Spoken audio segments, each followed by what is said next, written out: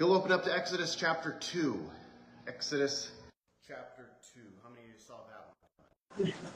Exodus chapter 2. You'll never guess what we're doing in a couple of weeks. Exodus chapter 3. Don't make this complicated. You know, some people always come up to me and they'll be like, I don't know how to study the Bible and stuff like that. Boy, don't make it complicated, you know. It's real easy. We're doing chapter 3 next, okay? It's real easy. Chapter 2, verses 1 through 25. The title of the message today is Don't Be Fooled. How easily are you fooled? Boy, it don't take much, does it, AJ? No, it don't take too much at all for me either. Have you ever seen a duck swim across the surface of the water? It looks so graceful, peaceful. But that duck just doesn't have a problem in the world. What's true about what's underneath the surface, though? Boy, those feet are just crazy. Don't be fooled. You ever seen a tapestry, maybe a quilt of some kind, and the front side of it looks awesome, immaculate. These designs that these craftsmen can put into this woven thing looks just awesome. You know what happens when you turn that thing around? It is just a messed up, cobbled up, strings everywhere, and it just, how do you make that look like that on the front?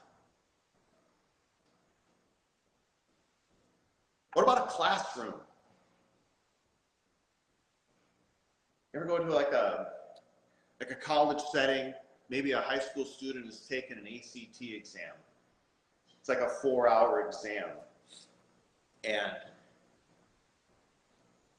you're watching. It's really quiet. It's real quiet. But what's true about what's going on inside the brain of that student taking that exam? Boy, they are like, what about this and what about this? I know I studied this. And they are just really thinking about what are the answers to these questions. Now, what do all three of these examples have in common? Don't be fooled. It may look one way, but it might not be what you think it is on the outset. They all demonstrate that looks can be deceiving. In other words, just because something looks okay on the surface, that doesn't mean anything. In the silence, a lot of work is going on, whether it's duck's feet, the back of a quilt, or a student concentrating on an exam. Don't let the silence fool you. Have you ever wondered why sometimes God is silent? It's just as easy to be fooled by the silence of God.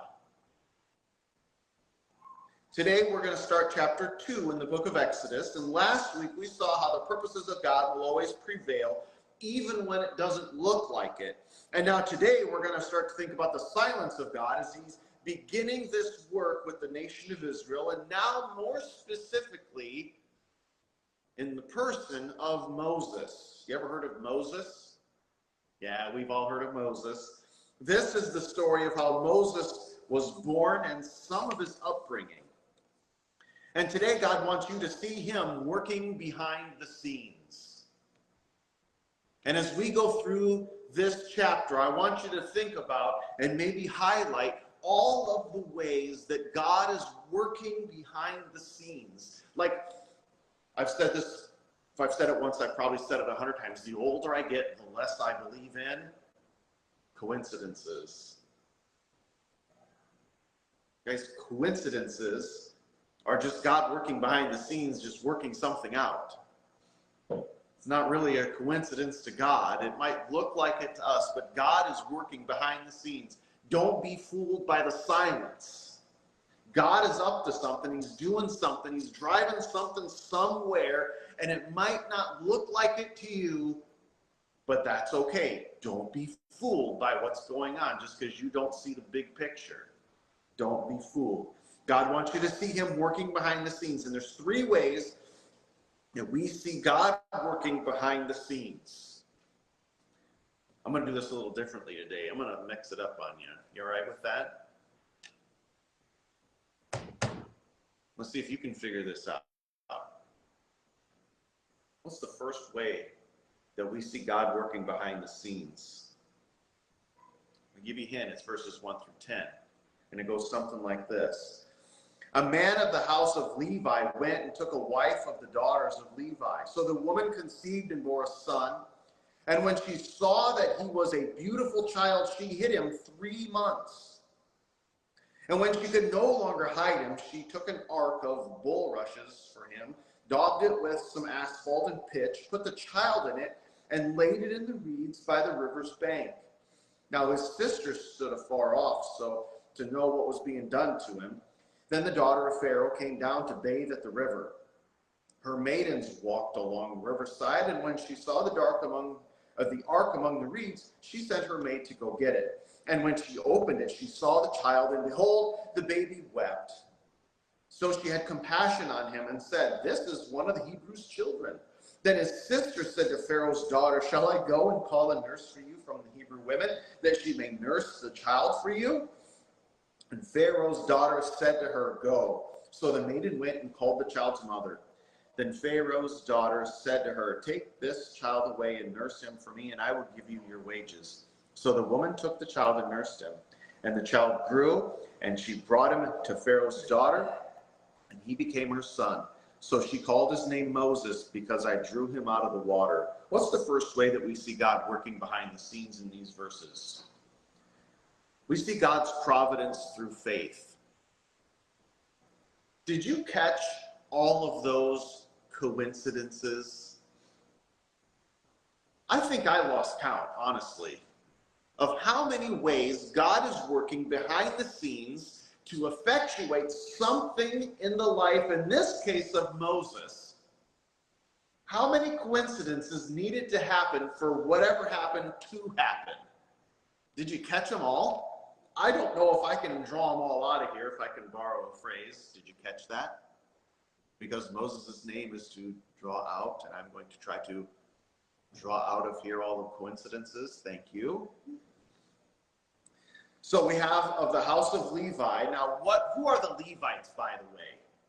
What is going to be their job as far as the nation of Israel is concerned? They have a very specific role. The priests. Who said that? AJ. 10 points for AJ. Welcome to church where the points be nothing, but I'm going to hand them out anyway. So the Levites are the priests. That's their role. That's their job. They may or may not know it yet, but that's what they're going to do, or they're the priests. And so of the tribe of Levi, which means, by the way, that Moses is of the tribe of Levi, a priestly line. I don't know if that's going to mean anything today, but it is what it is. The woman conceived, bore a son. What do we know about what happens when a son is born at this time? From last week. They're supposed to get killed. I wonder what was going through her mind when she realized that she had a son. I can't even imagine what that would be like to have that floating in the back of my mind. If I bear us, I mean, they didn't have ultrasounds and stuff back then, guys. She had no idea what she was going to have, okay? Some of us like to know, and we paint our rooms a certain color for the nursery because we think we're having a boy, and it actually ends up being a girl, and you got to go get all different clothes and stuff. You know anybody that's happened to? They didn't have anything like that, okay? Nothing like that. She was just as surprised as everybody else when a boy pops out. Uh-oh, a boy. Well, it's a good thing the Hebrew women have children before the midwives can get there. Remember that from last week? It's a good thing, because, boy, I don't know what would have happened to this baby.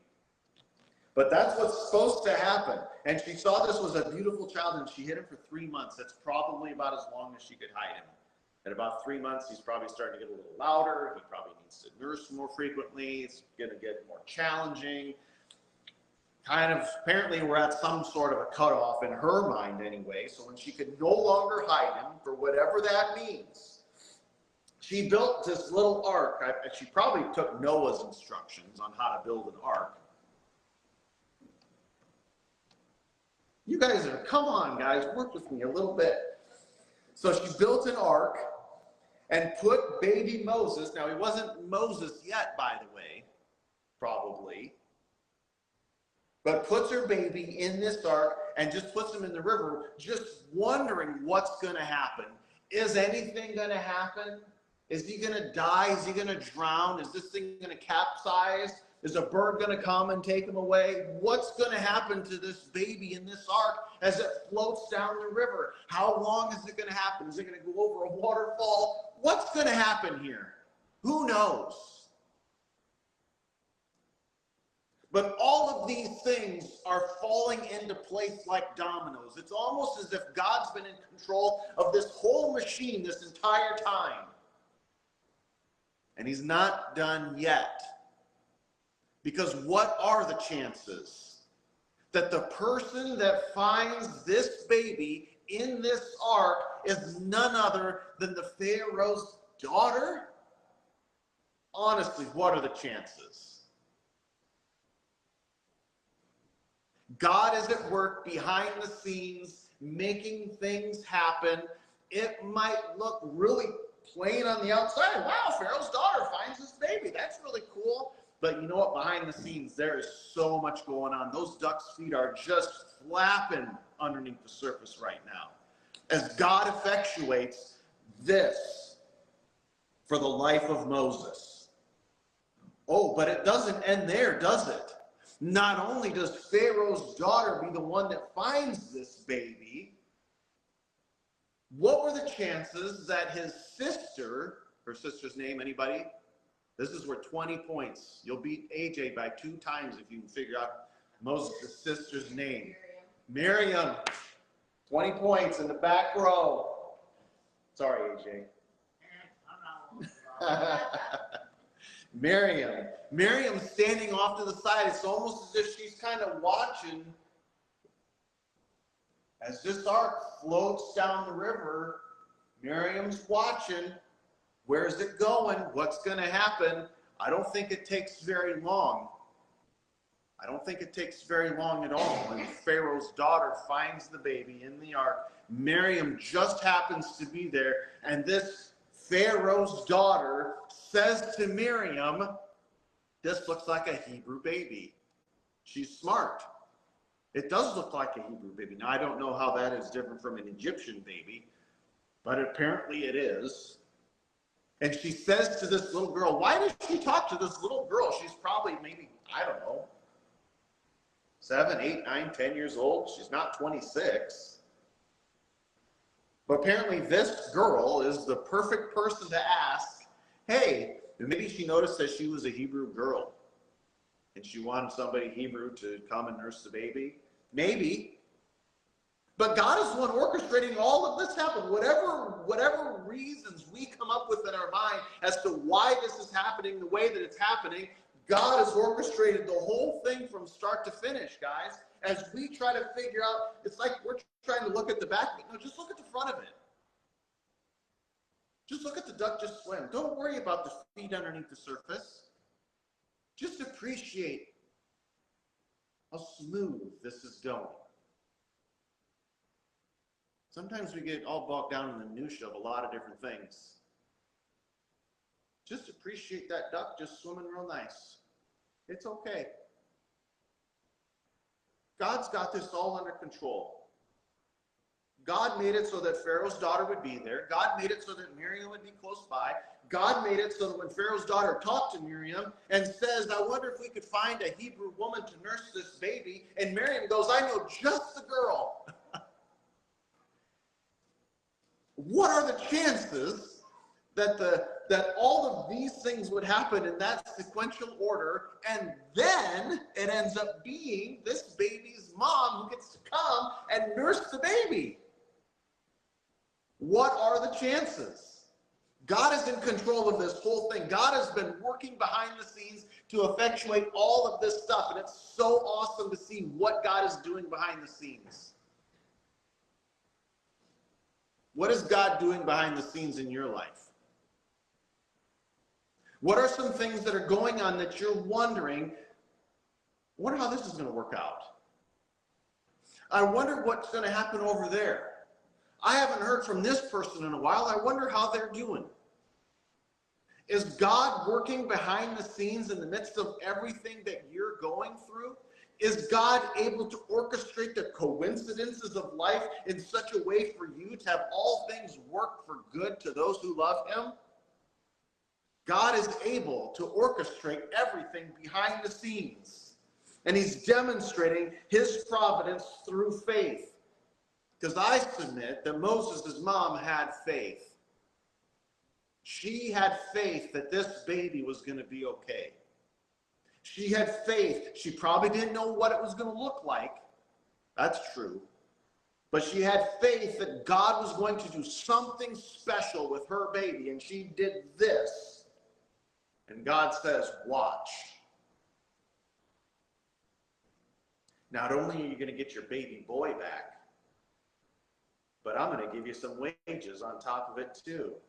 Because didn't Pharaoh's daughter tell her that? Not only do I want you to nurse this baby for me, but I'm going to compensate you for your time. Ladies, how awesome would that be to get to nurse your newborn baby and get paid for it? By Pharaoh's daughter. Pretty cool. God is working behind the scenes. Don't get bogged down. When you don't see God doing something, that doesn't mean that he's not working. We love to hear stories about God parting the Red Sea, and we're going to get there. We love to hear stories about Noah's Ark, and we see this gigantic ark in our mind and all the animals going onto it and the flood coming down. We love the big stories. But God is just as effective in the little tiny components of everyday life. He is just as important, just as effective, and it's just as awesome of a story. What is it that God is doing in your life? If you try to look underneath the surface and see what is God flapping underneath the surface like those duck's feet, what is he doing in your life? I don't know, only you can answer that. Maybe you're trying to share Jesus with somebody, and you're thinking to yourself, I don't see where this is going. They're not listening to me. They're not coming to church like I'm asking. They're not reading their Bible. I've sent them the sermon from church, and they haven't listened to that. Now I'm getting nowhere with this person. What a waste of time.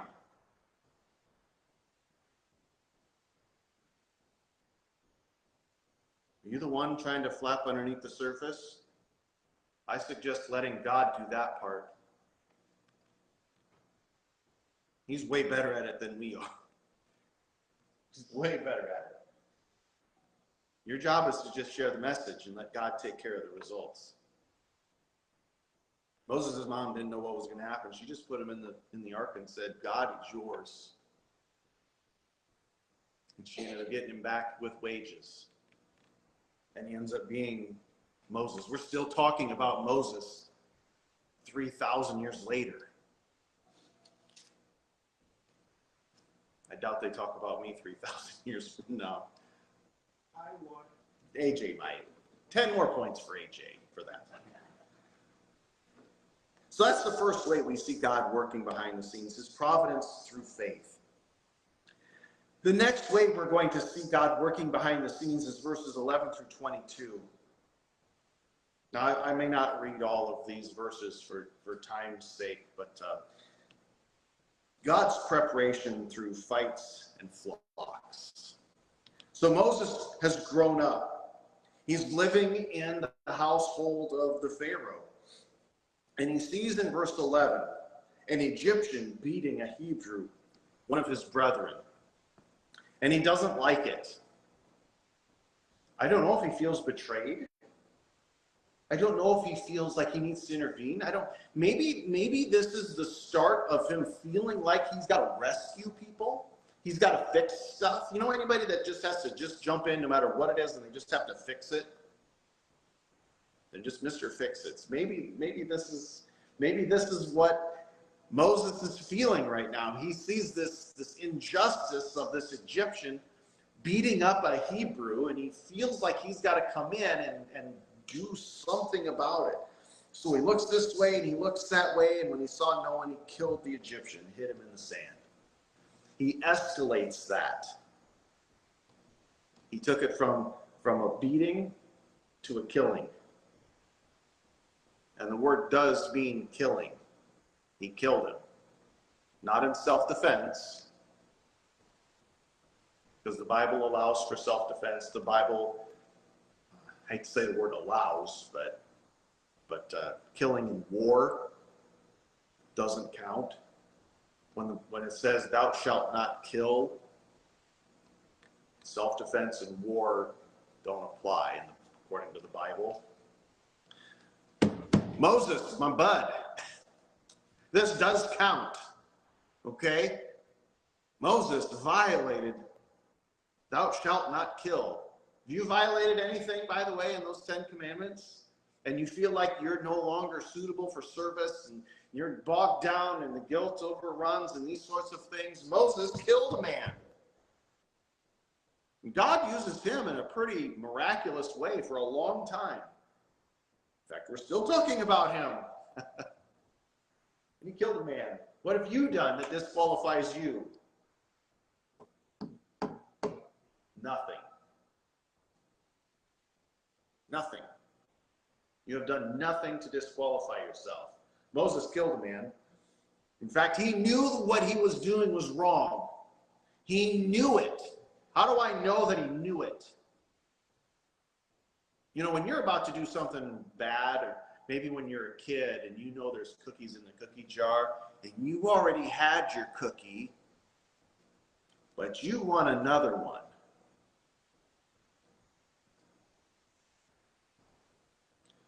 I don't see Mom.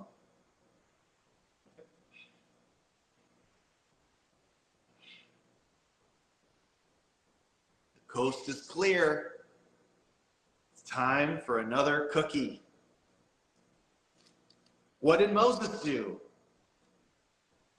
He looks and he looks. The coast is clear. And pow! He kills the man. Is that okay? God is preparing Moses, even in the midst of this setback, however you want to think of this. God is preparing Moses. He's working behind the scenes. He allows this interaction to happen because now it's going to come back to bite him. You ever do anything that comes back to bite you? You said something and you're like, oh, I probably shouldn't have said that. Now you feel about yay big or something like that. Maybe you went somewhere and you're like, that probably wasn't a good idea. You said something, that probably wasn't a good idea. You know, you can't put the words back in your mouth. And now you feel about this big. You know, if you're really smart, you're going to allow God to use that as a teaching tool in your life. And you're not going to say that again. You're going to choose your words more carefully next time. Maybe you're going to temper what you say. Maybe you came off a little crass. Maybe you came off as a jerk. Maybe what you said wasn't wrong, but you could probably do that better. Do you allow God to use those things as teaching scenarios in your life? Moses is going to get bit by this one because now he's going to see two Hebrews fighting in verse 13. And he says to the one who was wrong, why are you striking your companion? And he gets told, who made you a prince and a judge over us? Do you intend to kill me as you killed the Egyptian? I didn't think Mama saw me take the cookie out of the jar. Where are the cameras around here? Maybe there was some CCTV somewhere in the sand that got Moses and they was watching the video back the next day. No, there's no CCTV at this time, guys. But somehow they knew, somehow they figured it out. There was an eagle eye somewhere, and they realized this, and they called him out on it. And he didn't like it. So Moses feared and said, surely this thing is known. And God's going to use this as an opportunity to drive him. He's about 40 years old at this time, by the way. That's the first 40 years of his life. He's brought up. He's doing his thing. And now this happens. And now for the next 40 years, he's going to go down to Midian. He's going to meet his wife, his father-in-law. And for the next 40 years, what is Moses going to do? He's going to learn how to tend sheep. God has to use a situation like this to prepare Moses for what the last 40 years is going to bring him. Now, Moses doesn't know this yet. And if this is your first time reading Exodus, neither do you.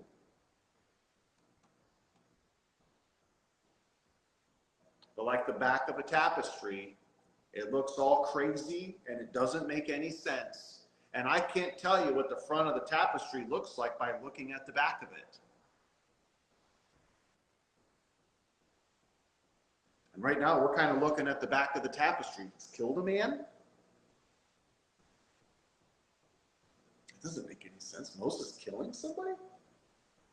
You're going to make Moses go down to Midian for 40 years. That's the second half of his life. For what reason, God? Why in the world do you want him to go down to Midian to meet Jethro, to meet Zipporah, his wife, and spend 40 years tending sheep?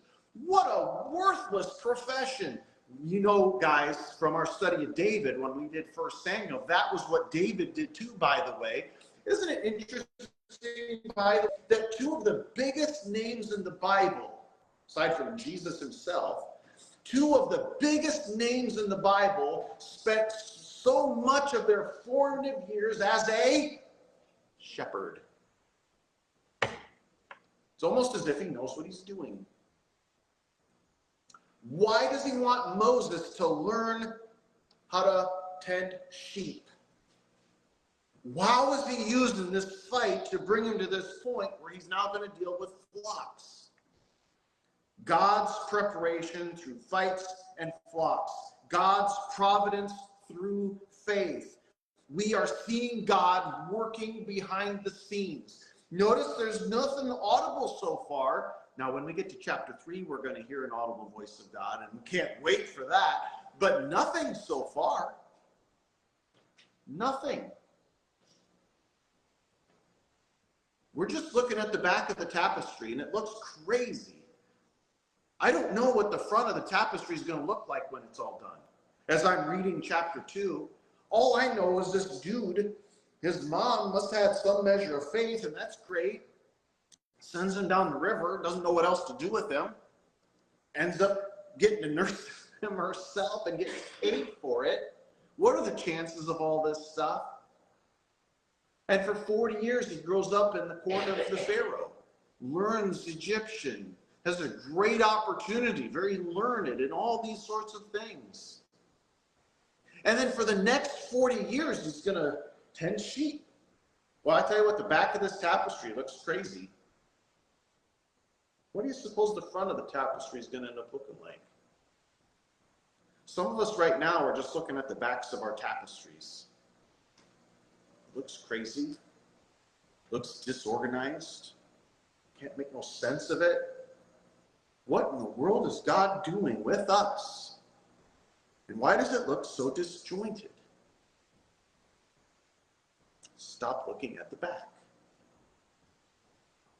Start looking at the front. What is it that God is doing? Where is God driving Moses? What is God's purpose with Moses? As we continue to study Exodus, we're going to see more clearly what the front of the tapestry looks like. As we see him working behind the scenes.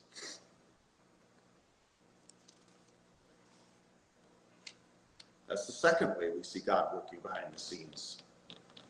And the third way that we see God working behind the scenes in verses 23, 24, and 25, God's promise through family.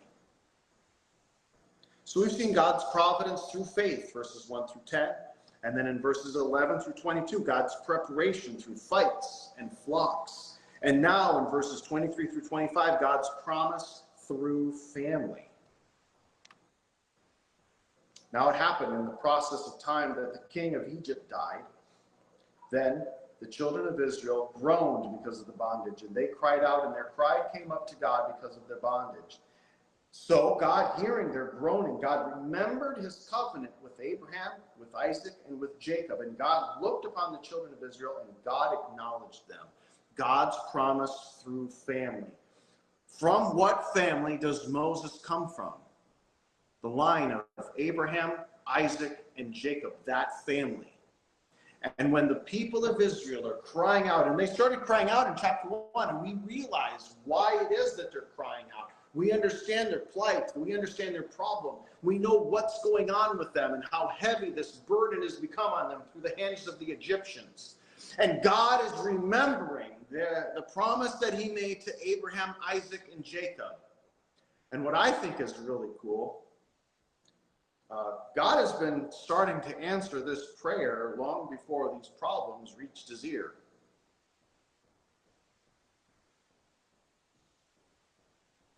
Isn't that pretty cool? God knows what you need long before you ever asked him. This is how intimately well God knows you, that God is connected to you, that he's involved in your life, that he wants you to know that he is your God and he wants you to be his people. He knows you. He knows the number of hairs on your head. He knows if that number is shrinking, like some of us. He knows everything about you. He knows what you need, and he knows how to get it to you. You know, sometimes at work, some of the guys cry and complain because they haven't gotten a raise in a long time. Maybe the complaint is just, but you know what they don't know? The boss has probably been thinking about it for a long time. In fact, you might have already put it into the system to start tomorrow. And you've been crying about it for the last 2 weeks. It's okay to be patient. It's okay to just relax. God knows the story. God knows what's going on. You don't have to be the one flipping your feet underneath the surface trying to make everything happen yourself. We know that the back of the tapestry looks disjointed. We know the student taking the exam is thinking and racking his brain as hard as he can.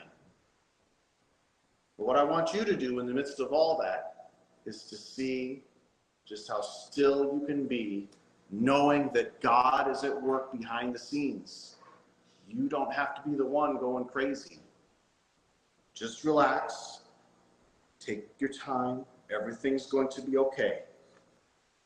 In a textile mill, the weaver often works in silence when tying in a new thread.